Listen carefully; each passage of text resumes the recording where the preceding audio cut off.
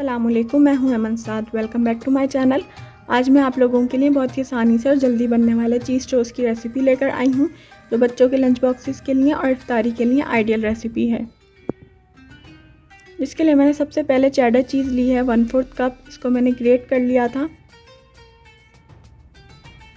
اسی کے ساتھ میں موزریلا چیز شامل کر رہی ہوں 1/2 کپ، یہ بھی میں نے گریٹ کر لی تھی۔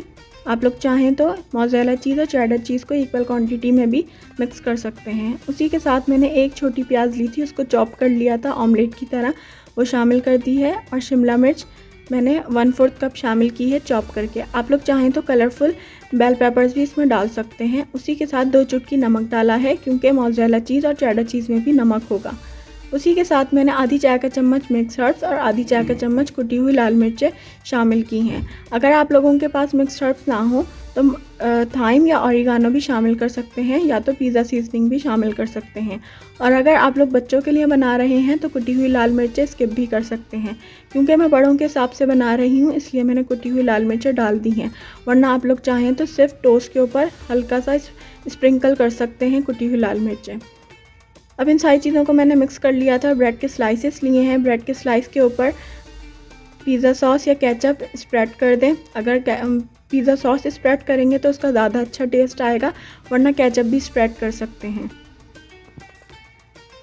اچھی طرح سے پورے بریڈ پہ اسپریڈ کرنے کے بعد جو میں نے فلنگ تیار کی ہے وہ اس کے اوپر رکھوں گی۔